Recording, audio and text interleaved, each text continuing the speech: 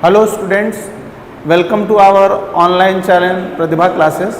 आज हम लोग क्लास 9th सीबीएसई के सिलेबस के बारे में डिस्कस करने वाले हैं। तो जो सिलेबस है आपको स्क्रीन पे दिखाई दे रहा है। इस वीडियो में केवल हम लोग जो है आपको क्लास 9th में क्या चीज़ें पढ़नी है अकॉर्डिंग टू एनईपी में जो भी क्वेश्चन जिस तरह से आते हैं, जिस तरह से नया सिलेबस जो फ्रेम किया गया है उसमें किस तरह से क्वेश्चंस आ रहे हैं, जैसे केस बेस्ड स्टडी और मल्टीपल चॉइस क्वेश्चंस किस तरह से आपको जो है कॉम्पिटेंसी बेस्ड क्वेश्चन किस तरह से आते हैं, उनके बारे में हम लोग जो है पूरा डिटेल में फर्दर क्लासेस में पढ़ने वाले हैं। फिलहाल आज के लेक्चर में केवल हम लोग जो है क्लास 9th के सिलेबस के बारे में डिस्कस करने वाले हैं। जैसा कि आपको स्क्रीन पे दिखाई दे रहा है, पहला जो चैप्टर है वो मोशन है। और मोशन के बारे में जनरल आइडिया हम लोग जानते ही हैं। मोशन का मतलब ये होगा कि कोई बॉडी अगर टाइम के रिस्पेक्ट में अपनी पोजीशन को चेंज कर रहा है तो हम लोग बोलेंगे कि बॉडी मोशन में है। अगर उसकी पोजीशन टाइम के रिस्पेक्ट में चेंज नहीं हो रही है या उसके सराउंडिंग के रिस्पेक्ट में उसकी पोजीशन में कोई चेंज नहीं हो रहा है तो बॉडी रेस्ट में होगी। ठीक है, और इसके आगे और भी ढेर सारी चीजें हैं जिनको हम लोग डिटेल में स्टडी करेंगे। फिलहाल इसमें इस चैप्टर में जो इंक्लूडेड टॉपिक्स हैं उनके बारे में मैं आपको एक बार इंफॉर्मेशन दे देता हूं। इस चैप्टर में हम लोग स्केलर क्वांटिटी, वेक्टर क्वांटिटीज के बारे में डिस्कस करेंगे।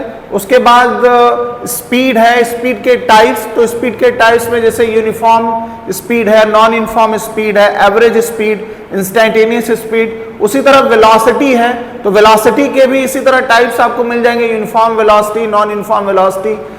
फिर उसके बाद एवरेज वेलोसिटी कैसे कैलकुलेट करेंगे, इंस्टेंटेनियस वेलोसिटी क्या होती है, इन पे बेस्ड न्यूमेरिकल्स क्या है, इनके बारे में डिटेल में हम लोग पढ़ेंगे। उसके बाद आप यहाँ पे देख रहे हैं एक्सीलरेशन, कि बॉडी कब बोली जाएगी कि वो बॉडी एक्सेलरेट कर रही है। मतलब जनरली मैं थोड़ा सा अगर आपको बताऊं, एक्सेलरेट करने का मतलब ये होगा कि कोई बॉडी जो है अगर उसके वेलोसिटी में चेंज हो रहा है टाइम के रिस्पेक्ट में तो हम लोग बोलेंगे कि बॉडी एक्सीलरेटेड है। मतलब चेंज तो दोनों तरह का हो सकता है कि वेलोसिटी इंक्रीज हो रही है, वेलोसिटी डिक्रीज हो रही है, तो एक्सेलरेशन के टाइप्स हो जाएंगे उसी के अकॉर्डिंग। तो हम लोग उसको जो है आगे फर्दर क्लास जब पढ़ेंगे तो उसमें इन डिटेल इसके बारे में हम लोग डिस्कशन करेंगे। अब ये इनसे रिलेटेड जो डिस्टेंस या वेलोसिटी, एक्सेलरेशन, टाइम, इनके बीच में रिलेशंस हैं, उन रिलेशंस को इक्वेशन ऑफ मोशन बोला जाता है। तो इक्वेशन ऑफ मोशन का मैथमेटिकल डिस्कशन करेंगे, मैथमेटिकली उसको कैसे ऑब्टेन किया जा सकता है वो फार्मूले हम लोग फाइंड आउट करेंगे। उसके बाद इन्हीं चीज़ों को हम लोग क्या करेंगे, कैसे ग्राफिकल कैसे इसको रिप्रेजेंटेशन किया जाता है, जैसे स्पीड है, वेलोसिटी है, एक्सेलरेशन है, उसमें फिर जो टाइप्स हम लोग पढ़ रहे हैं, बताया मैंने आपको, यूनिफॉर्म, नॉन यूनिफॉर्म, इनको ग्राफ पे कैसे रिप्रेजेंट किया जाता है। इक्वेशन ऑफ मोशन को मैथमेटिकली आप जिस तरह से ऑब्जर्व कर रहे हैं उसी तरह ग्राफ से भी उसको ऑब्जर्व किया जा सकता है। तो ग्राफिकली उसको कैसे फाइंड आउट करेंगे, उस पर बेस्ड न्यूमेरिकल्स को कैसे सॉल्व करेंगे, ये पूरे चैप्टर में हम लोग डिस्कस करेंगे। ठीक है, तो नेक्स्ट जो हम लोगों का चैप्टर होगा force and laws of motion. तो कोई बॉडी मोशन का, जैसे पहले चैप्टर में हम लोग केवल ये बात करेंगे बॉडी में मोशन हो रहा है, तो मोशन में बता दिया कि अगर किसी बॉडी की पोजीशन टाइम के रिस्पेक्ट में चेंज हो रही है तो बोलेंगे कि बॉडी मोशन में है। लेकिन कोई बॉडी मोशन क्यों कर रही है, इसके पीछे रीजन क्या है, तो उसके पीछे रीजन क्या है, फोर्स है। फोर्स के वजह से जो है कोई बॉडी जो है वो मोशन कर रही है। तो फोर्स के वेरियस टाइप्स आपको मिलेंगे, जैसे बैलेंस फोर्स है, अनबैलेंस फोर्स है, contact force, non contact force. इसी तरह जो है इस पर बेस्ड न्यूटन ने जो है 3 लॉज प्रोवाइड किए जिसको हम लोग न्यूटन्स लॉज बोलते हैं। तो उसमें न्यूटन्स लॉ के बारे में हम जो तीनों लॉज हैं उनके बारे में डिटेल स्टडी करेंगे। जैसे पहला जो Newton's first law of motion जिसको हम लोग लॉ ऑफ इनर्शिया बोलते हैं, दूसरा जो लॉ ऑफ मोमेंटम या आप उसको सेकेंड लॉ ऑफ मोशन बोला जाता है या उसको लॉ ऑफ फोर्स भी बोला जाता है, और तीसरा जो लॉ है वो law of action and reaction. अब इससे रिलेटेड एग्जांपल्स के बारे में डिस्कस करेंगे। फिर सेकेंड लॉ का डेरिवेशन वगैरह पूछ देता है, उस पर न्यूमेरिकल्स वगैरह आएंगे तो उनको हम लोग फर्दर जो है डिटेल में स्टडी करेंगे। तो जो फर्स्ट लॉ है, फर्स्ट लॉ ऑफ मोशन है, वो इनर्शिया पे बेस्ड है। तो हम लोग इसमें पहले इनर्शिया को डिस्कस करेंगे, फिर फर्स्ट लॉ ऑफ मोशन पे आएंगे। उसके बाद अगला जो टॉपिक आपको दिखाई दे रहा है मोमेंटम। अब मोमेंटम के बारे में जो है चेंज इन मोमेंटम पढ़ेंगे, उसके बाद उस पर एक लॉ है, law of conservation of momentum, और उस पर बेस्ड जो एग्जाम्पल्स हैं, उस पर जो न्यूमेरिकल्स होंगे, उनके बारे में हम लोग जो है फर्दर इसमें डिस्कस करेंगे। फिर अगला जो इसमें चैप्टर हम लोगों का है, थर्ड चैप्टर है ग्रेविटेशन। ठीक है, जैसे हम लोग ये जानते हैं कि कोई भी ऑब्जेक्ट अगर हम लोग ऐसे छोड़ दिया जाए तो वो डाउनवर्ड डायरेक्शन में जा रहा है। भाई वो डाउनवर्ड डायरेक्शन में क्यों जा रहा है, इसके पीछे रीजन क्या है? तो इस रीजन का जो पता हमें चलेगा ग्रेविटेशन वाले चैप्टर में, कि क्यों कोई बॉडी जो है वो डाउनवर्ड डायरेक्शन में जा रही है। तो इसके पीछे का जो लॉजिक है उसके बारे में हम लोग डिस्कस करेंगे, और उससे रिलेटेड जो लॉ है यूनिवर्सल लॉ ऑफ ग्रेविटेशन, इस चैप्टर में जो है हम लोग यूनिवर्सल लॉ ऑफ ग्रेविटेशन के बारे में पढ़ेंगे। और यूनिवर्सल लॉ ऑफ ग्रेविटेशन पे बेस्ड, मतलब अगर ग्रेविटेशन कह सकते हैं कि अर्थ और कोई भी ऑब्जेक्ट को अर्थ अपने सेंटर के टूवर्ड्स अट्रैक्ट कर रही है, तो जिस फोर्स से वो अट्रैक्ट कर रही है उसको बोलते हैं ग्रेविटेशनल फोर्स। अगर ग्रेविटेशनल फोर्स एग्जिस्ट नहीं करता तो क्या क्या चीजें आपको नहीं मिलती, उसका क्या इफेक्ट पड़ेगा, ये सारी बातें भी इस चैप्टर में आपको पढ़ने के लिए मिलेगा। अब उसके बाद जो है यहाँ पर फ्री फॉल एंड ग्रेविटी, उसके बाद ये दिखाई दे रहा है आपको आर्किमिडीज प्रिंसिपल। एक्चुअली ये अगर हम लोग इसको डिवाइड करें, ग्रेविटेशन को दो पार्ट में डिवाइड कर सकते हैं, एक ग्रेविटेशन कर देंगे और एक पार्ट जो होगा वो फ्लूइड कर दिया जाएगा। तो फ्लूइड वाले चैप्टर में आपको जो है, तो थोड़ा सा मैं फ्लूइड के बारे में आपको बता दें। तो फ्लूइड क्या है? फ्लूइड का मतलब विच कैन फ्लो, मतलब जो मटेरियल फ्लो कर सकता है उसको हम लोग क्या बोलते हैं? फ्लूइड बोलते हैं। तो फ्लूइड को हम लोग दो पार्ट में कैटेगराइज कर सकते हैं, मतलब गैस भी फ्लूइड में आ जाएगी और लिक्विड भी फ्लूइड में आ जाएगा। तो लिक्विड के अंदर या फ्लूइड के अंदर किसी भी ऑब्जेक्ट को हम लोग इमर्ज करते हैं तो वो ऑब्जेक्ट के साथ किस तरह से बिहेव करता है। जैसे हम लोग देखते हैं कि जब किसी ऑब्जेक्ट को लिक्विड के अंदर इमर्ज कर दिया जाता है तो कोई ऑब्जेक्ट सिंक कर जाएगा, कोई ऑब्जेक्ट उसके अंदर डूब के फ्लोट करेगा, कोई उसके सरफेस पे फ्लोट करेगा। तो इनके पीछे बेसिक लॉजिक्स क्या है, क्या रीजन है जिनके वजह से वो सरफेस पे फ्लो करेगा, क्या कंडीशंस हैं, इन कंडीशंस के बारे में हम लोग डिटेल में डिस्कस करेंगे। उसके अलावा जो है, अब आर्किमिडीज प्रिंसिपल पे आने के पहले हम लोग अपथ्रस्ट फोर्स क्या होता है, अपथ्रस्ट फोर्स कौन कौन से फैक्टर्स पे डिपेंड करता है। मतलब हम लोगों ने पढ़ा कि जब आप जैसे कोई बाल्टी में पानी भरा हुआ है और उसमें मग को डुबाइए तो आपको ये फील होता है कि मग डूब नहीं रहा है, तो इसका मतलब उस पर कोई फोर्स अपोर्ट डायरेक्शन में लग रहा है, क्योंकि हम डाउनवर्ड डायरेक्शन में फोर्स लगा रहे हैं और वो डूब नहीं रहा है, इसका मतलब ऊपर की ओर उस पर कोई फोर्स लग रहा है। तो वो जो फोर्स होता है उसको हम लोग क्या बोलते हैं? Upthrust force. तो अपथ्रस्ट फोर्स कौन से फैक्टर्स पे डिपेंड कर रहा है और उसके क्या इफेक्ट्स पड़ेंगे बॉडी के सिंकिंग में, फ्लोटिंग में क्या इफेक्ट्स पड़ेंगे, उनके बारे में डिस्कस करेंगे। उसके बाद मास एंड वेट, मास और वेट क्या होता है, मतलब ये दोनों डिफरेंट चीजें हैं। जैसे जनरल बिहेवियर में हम लोग मास और वेट दोनों एक ही टर्म यूज कर लेते हैं, लेकिन फिजिक्स में ऐसा नहीं है। मास और वेट दोनों क्या है? डिफरेंट थिंग्स हैं। एक वेक्टर है, एक स्केलर है, दोनों के मेजरमेंट का तरीका अलग अलग है। तो बेसिकली हम लोग इसमें मास वेट के बारे में पढ़ेंगे, उसके बाद उनके बीच में डिफरेंसेस क्या हैं उनको इन डिटेल में हम लोग डिस्कस करने वाले हैं। उसके बाद ये मैं आपको बता ही दिया थ्रस्ट एंड प्रेशर।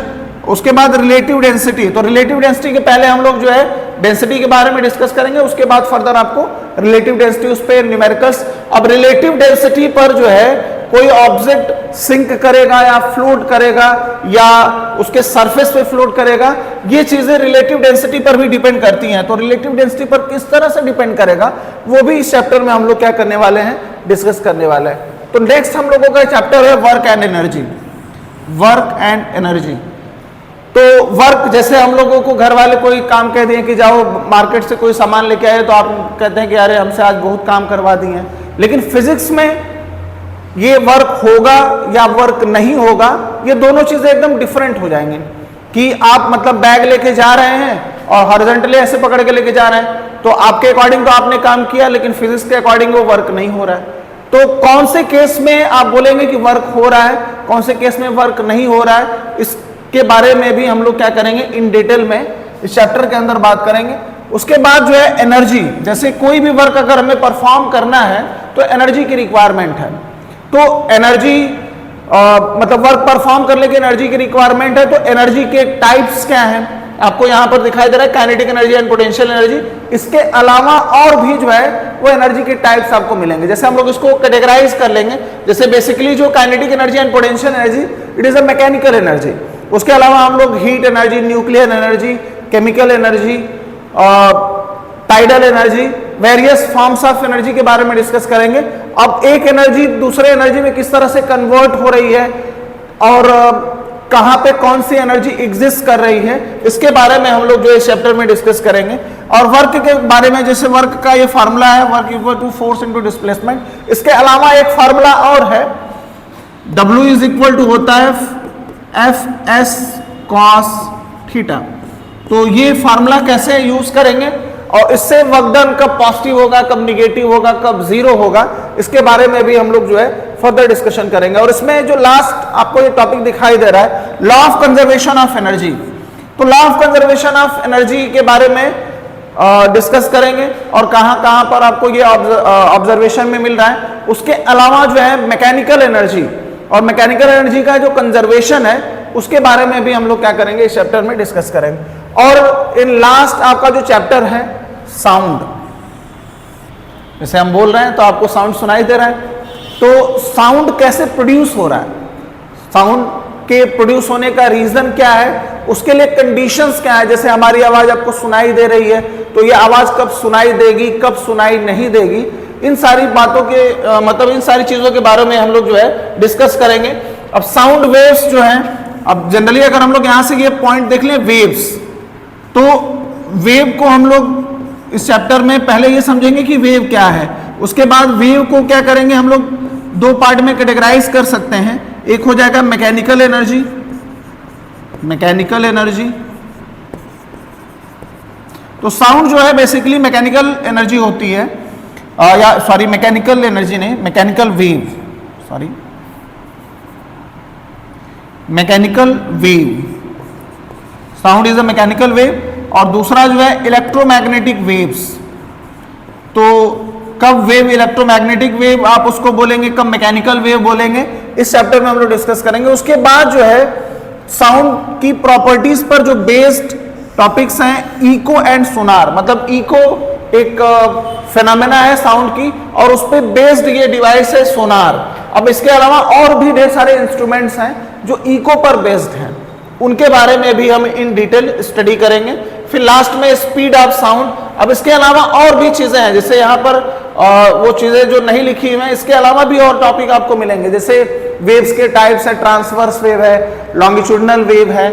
फिर उसके बाद जो है साउंड की कैरेक्टरिस्टिक है, एम्पलीट्यूड है, फ्रीक्वेंसी है। ये सारी चीजें हम लोग क्या करेंगे, इन डिटेल स्टडी करेंगे। तो कुल मिला के हम लोगों को क्लास 9th में 5 चैप्टर पढ़ने हैं और ये जो पांचों चैप्टर पढ़ेंगे एनईपी के अकॉर्डिंग जो आपका सिलेबस बना हुआ है, जिस तरह के क्वेश्चंस आपके एग्जाम में पुटअप किए जाएंगे उस तरह के क्वेश्चंस को हम लोग डिस्कस करेंगे। और क्लासेस के बाद जो है 2-3 क्लास लेने के बाद उसके जो है प्रैक्टिस सेट भी आपको प्रोवाइड किए जाएंगे और उनको प्रैक्टिस भी हम लोग करेंगे। आपको ये सारी चीजें पीडीएफ के फॉर्म में भी प्रोवाइड कर दिया जाएगा। तो आज के लिए बस इतना ही। अब फर्दर जो है हम लोग जब अगली क्लास में मिलेंगे तो पहला चैप्टर स्टार्ट करेंगे जिसका नाम है मोशन। तो मोशन के बारे में जो हम लोग डिटेल में स्टडी करेंगे नेक्स्ट क्लास में। तब तक के लिए थैंक यू, बाय बाय।